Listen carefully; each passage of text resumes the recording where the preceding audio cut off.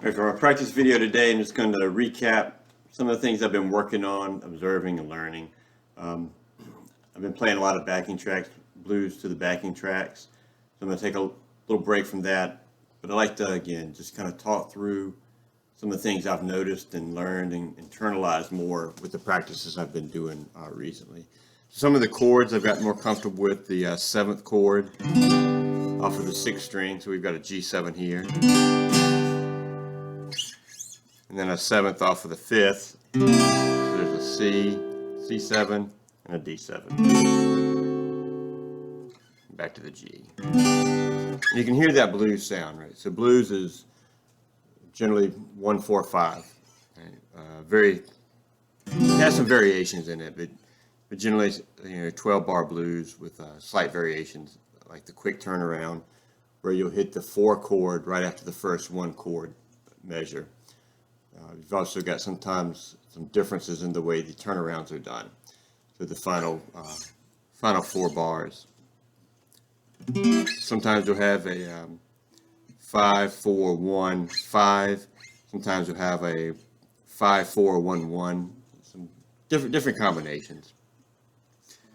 For playing lead, I've noticed I very rarely use strings 5 and 6.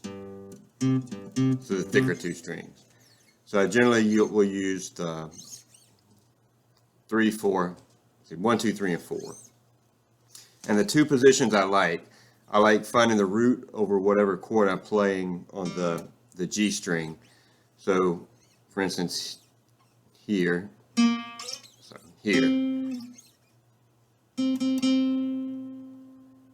So if we have a G here, it's a C, so that's the 1 and the 4. So we've got the root C, the 2, D. We've got the flat 3rd here. If we want to go for a minor sound. If we want to go for a major sound, we can hit the major 3rd right next to that on the next string, the B string. And then when you're playing blues, you'll hit a lot of times that minor to the major 3rd. So that minor 3rd is here, but it's also here. So a nice easy way to access that is finding your root on the G string, in this case a C. You can hit your major 3rd or your minor 3rd to your major.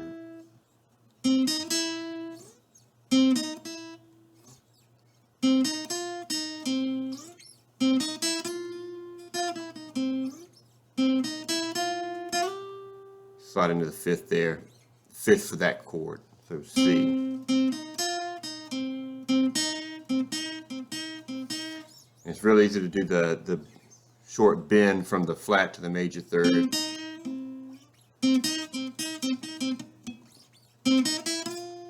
You can also bend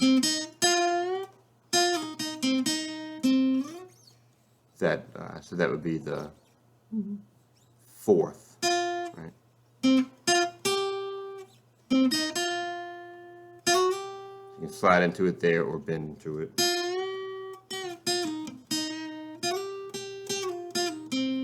It's also easy to bounce between the 4 and the 5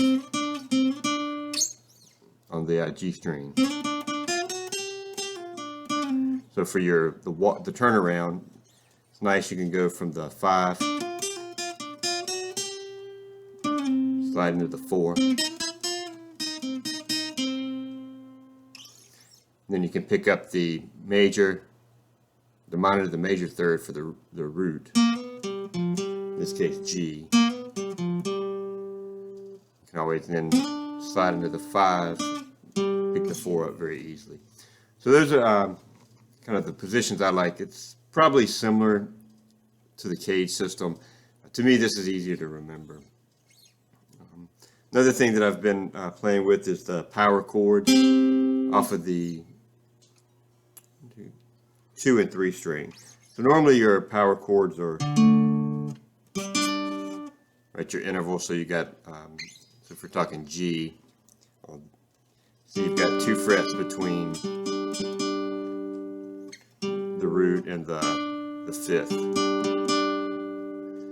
But because the relationship between strings 2 and 3 are a little different, Now you have 3 frets in between. So your pinky covers the 5th instead of your ring finger.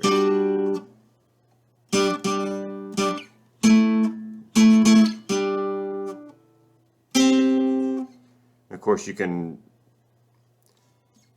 also add the octave for the regular power chord. So if we have a G here, we can pick up the octave on the G with the pinky.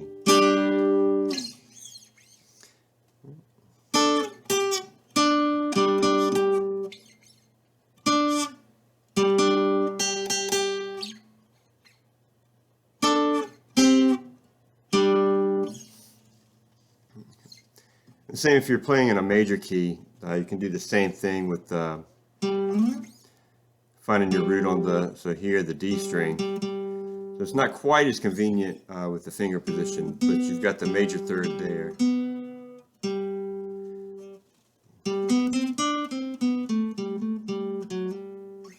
You've got the 7th, which is nice to slide into the root.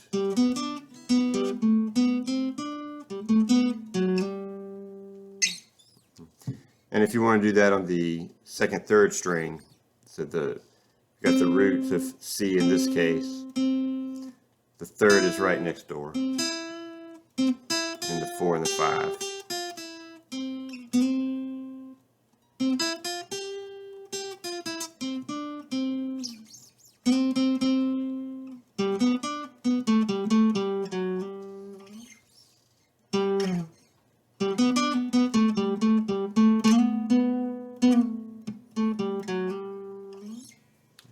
Those are some of the